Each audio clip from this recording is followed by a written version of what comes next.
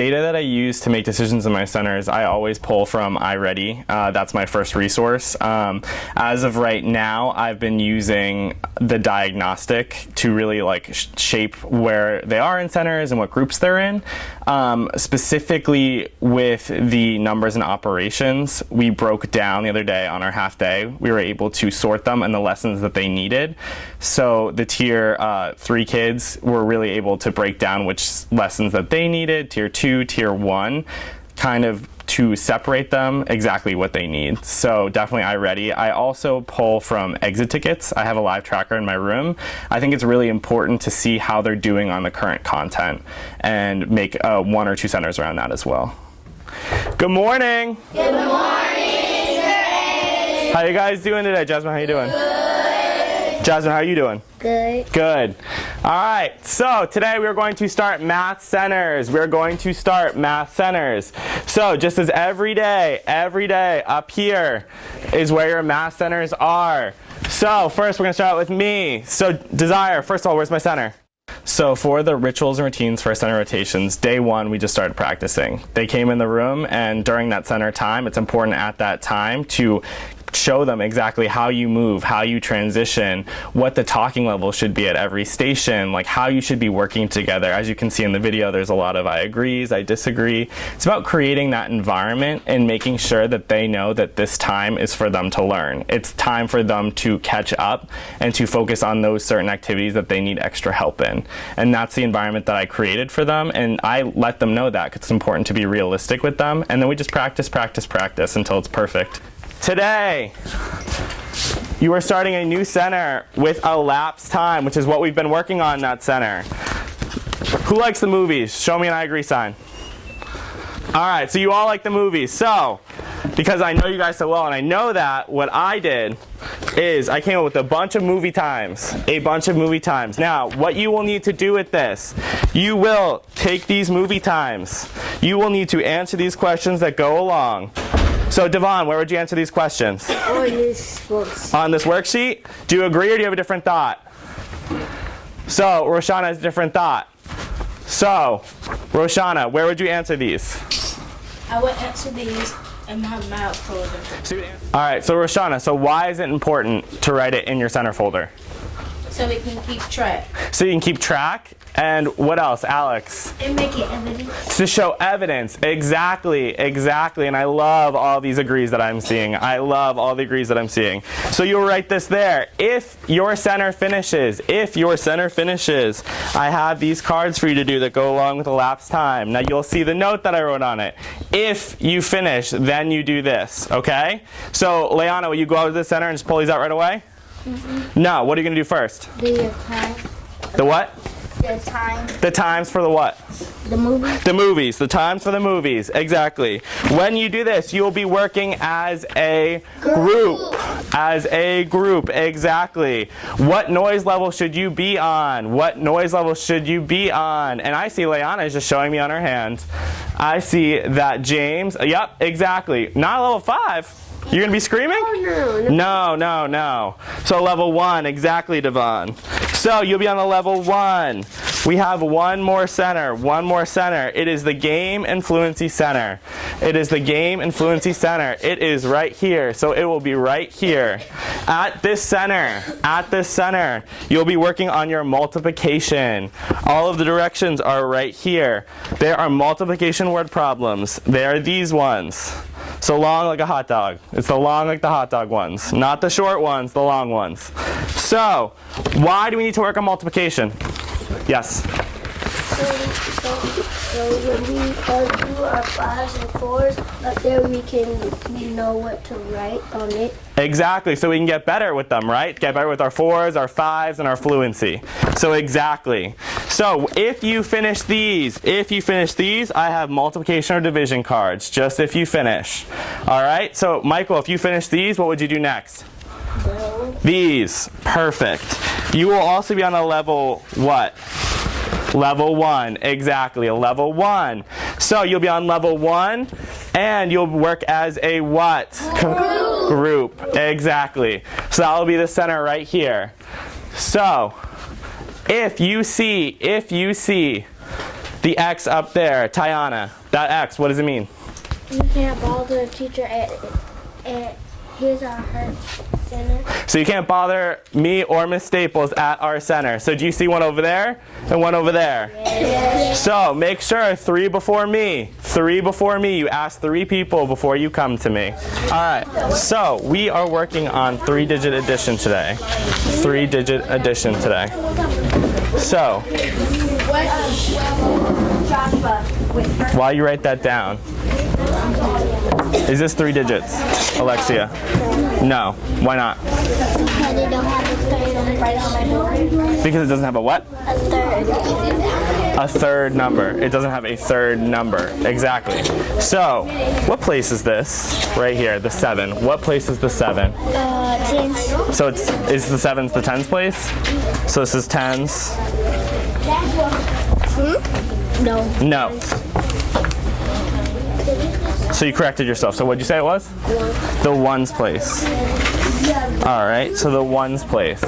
Next, Jasmine, what is the 9? What place is that? The 10s. The 10's place. This is some good review before we start. And lastly, James, what is this place? What I do with the current standard is it could be before or after. With rounding, I knew that was going to be difficult for my children, so I did that. I hit that first before we actually taught it in class. But today I was doing standard algorithm, which is something we just did, and the exit ticket showed it didn't go that well, so I just wanted to review it with them. What we have been working on in class is adding these 3-digit numbers. And when we add these 3-digit numbers, what do you need to do? Yes. Put them all together. So you put them all together. So if I'm going to add, let's say 397 and 797 are my 2 numbers. So I'll just put them together. No, you gotta put a plus sign. So I could write it like this and I could solve it like this. This is standard algorithm. No, you can put them up.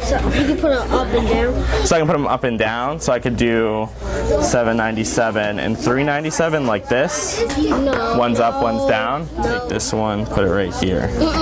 No. So what do I need to line up? The 797. 797 with what? The 397. So, but what do you mean by lining it up? Because Hit the 7 under the 3 and the 9 under the 9 and the 7 under the 7. oh, so you mean put it? So is that what you meant by putting them together? And then you said put a plus sign. So by doing that, what did we line up? Alright, the cars and the park lot are in 5 rows and 6 columns. How many cars in the parking lot? So we're supposed to do 5 rows and 6 columns, and then we kind of ought to. I need help with this one. We had the multiplication center. Multiplication was hit in the first module, and I think it's very, very important to keep that up in centers and keep the exposure for my children. Okay, so you need to write one big tree. Okay, this is my tree. Okay, so put 7 branches on one of the trees. Okay, 1, 2, 3, 4, 5, 6. Okay, and they have 4 birds on each one. 4 birds on each one. 14. So how do I do that? Because it's 14. So do I have to carry? Do I put the 14 right here? No. So we're supposed to do 5 rows and 6 columns. And then when after that, just add them all together. And then you get your answer. Like what? Like this. If you have 4 plus 4, what is 4 plus 4 equals 8, and you can just keep going like that. So if 4 plus 4 is 8, you can keep going 8, 8, 8, but it's still 1 more 4 left out. So 8, 8, 8. And add another 4. Yeah. And then you get the number 34. So what's the we could do plus or division or Plus. So we doing 4 plus 4. Oh, plus 12 plus. We doing 4 plus 4 is 8. We doing time. No, not time. Multiplication. Not multiplication. Yeah, multiplication. You are going to see the Forest book at 4:55. At what time will the movie be over? The Forest book. The way that I design tasks to make them high interest to my students is I just try to be relatable with them. I mean, as a teacher, it's important to me to establish relationships with them. And for example, my time center is all about movies because I know they love movies. I want to give them material that they can really jump into and relate to their own lives. Even something like some of those movie times and movie titles were just laughable. Like math needs to be fun and it needs to be relatable. That's 540. It will be 540. Okay, are we ready? Is Miss Staples gonna win? No. Oh, okay. Never. Are you sure? Okay. Fill it in. That's easy. Jamie, what'd you say? 275 is greater than 275 is greater than 254. Is that what you? Okay. So if I write it like this, is that right? No. So then how should I write it? You disagree? You have a different thought? What's your different thought? You should write it that way because 275 is bigger than 254. So is that right? Yes. Do y'all agree? Yes. Look at the 7 and the 5 because the 7 Okay. is bigger than. So we look at the hundreds place, and are they the same? Yes. No. Yes. Okay. So let's look at our tens place. Is our tens place the same? No. What's different? With the elapsed time center, they didn't do well on exit tickets with that. We had an envisions lesson, and my kids didn't really grasp the concept, so I really wanted to make sure by hitting it in the center again that they really got it, especially because there was only like 6 or 7 lessons with time in Duval math. 4 hours. Go 3 more hours and raise your hand when you know what time it is.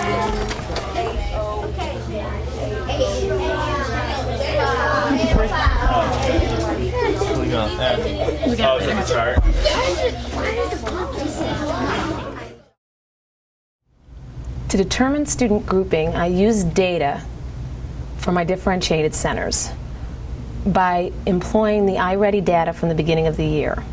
I analyzed that, I looked at which profile the students were in, and I grouped them accordingly because initially I did not know them very well. As the year has progressed, I've allowed other data to inform those groups, how they do on a module assessment, how they do on their exit tickets, and I adjust my groups accordingly. My groups are not stagnant, they're fluent, and I have to make groups by what the needs of the students are, and that's changing daily, and you have to look at your data daily. Okay, kids, it is time to transition to our centers. Before we begin, I want to make sure that everybody has checked their center board for today to see which center they need to report to. Remember, if you're blue, you come to me. The way that I established the rituals and routines for centers in my classroom is that we spent about a week at the beginning of the year just focusing on the rituals and routines. How do we transition? What is expected of you when you are in the group? What does engagement look like? When you're done with your center, what is expected? How do we clean up? How do we return to our seats? And the routine of having their journal open so that I can walk around and see the work. It reinforces the fact that this is something they need to do because I am going to be checking it. Now, at each center today, we have a different activities. At our Fluency Center, today you're going to be doing practicing your fluency of converting your metric and customary units. Remember, we're going to play the Connect 4 game that Miss Monday has shown you. You're going to work with your partner to roll the dice and to mark on the Connect 4 board to try to make 4 in a row by converting. Make sure when you're doing the center that you are recording all of your work in your daily journal today because that's very important. We need to see that work. The way I determine group size is I look at several factors, but first of all, I look at what's best for the student. I try to keep my groups between 4 and 6. 6 is about the maximum that I want to do because I want to keep the structure where they're working together but they're independent so they can develop that self-reliance, especially since these kids are heading to middle school next year and they're really going to need that quality. So the smaller the group, the more self-reliant they are. So I don't want to make it too small, but I try to keep it between 4 and 6. At the Duval Math Center, yay! At the Duval Math Center, in that folder today, we're practicing exactly what we're doing in the classroom. Our core curriculum. You're going to play the equivalent fraction spinner game. You're going to spin a fraction, and then you need to record, make a number line, and then make an area model of the original fraction, and then show me equivalent fractions using the area model on your number line. Are there any questions about what you're going to do at any of the centers? When you're done at this center, you can glue this into your journal so you have a record of what you've done. Okay, so now I have 4 parts and 2 are shaded. So what is my fraction now? What is my fraction now, Donish? 2/4. 2/4. Okay, but wait a minute. A second ago, you guys told me it was 1/2. Now you're telling me it's 2/4. Which one is it? 1/2 still. But he said it's 2/4. 2/4 is the same as 1/2. Oh, is that important? Yes, that's very important. 2/4 and 1/2 are exactly the same. So in our journals, let's record what we just realized. We realized that 1/2 is the same. What symbol do we use to write the same? Equal. Equals 2/4. Write that in your journals. 1/2 equals 2/4. Thanks. That was very sweet. Okay, what do we call it when we have 2 fractions that are the same? Shamia? Equivalent fraction? Equivalent fractions. Is 2/4 the only equivalent fraction for 1/2? No. What do you mean no? Well, what else is there? Tell me another one. 4/6. Is 4/6 going to be equal? 4/8. 4/8. I like 4/8. How do you know that 4/8 is equal, Donish? Because you times 2 times 2 and 4 times 2. Okay, wait a minute. You told me I need to times 2 times 2 and 4 times 2. Is that what you said? Okay, everybody write that down. Why would I do that? Why would I do that? Why would I times 2 times 2 and 4 times 2? How can I make, why would I do that? Okay, Donish, I'm going to look at what you said. 2 times 2, and that's where you got your, say it. 4. And 4 times 2 is 8. Okay, so 2 times 2 is 4. Why would I use 2/2? Why is that? There's something important about that. 2/2. Because 4 is half of 8, so you'd have to multiply it twice to get it to 8. Okay, that's true. Maybe if I wrote it this way, somebody could help me, because I'm a little bit confused about why, if I multiply it by 2/2, it's still going to be the same as 2/4. Who can tell me what 2/2 is equal to? 1 whole. 1 whole. Is there a property that has to do with 1 whole when I multiply? It stays the same. It stays the same. Does anybody remember what that's called when we say anything times 1 stays the same? 3 times 1 is 3, 4 times 1 is 4. The identity property? The identity property, that's it. I knew there was something important about that. Okay, so in the Duval Math Center, which is my pink center, that's the center that I have organized around the core curriculum. And I'm looking at what I think they need in the curriculum right now to be successful. And since we're just moving into Module 3 and they need to be really fluent and really understand their equivalency fractions, I'm having them practice making their area models and making their number lines to represent their fractions and to change to equivalent fractions. The spinner is there to give them something to do to make them feel like they're playing a game rather than doing work, which is what they're really doing. And then my last center is the fluency center, and that one I always try to find something that I think they need to be more fluent in, something they need to have more automaticity. Right now they're practicing conversions of metric and customary units because in Module 2 they could do it, but they weren't as successful as I wanted them to be. So I designed a game with the dice and Connect 4 that would motivate them to try to do better, and it's self-checking because they can flip the card to see what the answer should be. 21 and get 35. Okay, and that's I think you got. Here, You're trying to go from here to there. I have to do 6. I want to do 6.2 times 10 to the third power. So, week 11. And that's where we got the 5. Day 1. Does that make sense? Do you understand that, Morgan? So, I'm going to do 6.2 times 10 to the third power. So, now, you're going to do something for me. You are going to do it very well. You are going to do it. Says, I'm going to give you a fraction. 3/4. Every child will go to every center throughout the week, but the center won't necessarily be the same when they get there. The activity will be the same, but the rigor of the work will be adjusted based on that group's particular needs. A higher group is going to have more rigorous group than a group that is still trying to get the basics of whatever standard that particular center is testing. Well, once you invest the time in building a center, and I understand that it's work, I always put my centers into folders, and then I put them into my folder stack. I can pull anytime I need that center, I can pull it and set it out, and all the materials are there. If I make a spinner set for one center, I can use it for another center. It's not, you don't have to create everything from scratch every time. You can reuse and reapply depending on what you want that center to accomplish.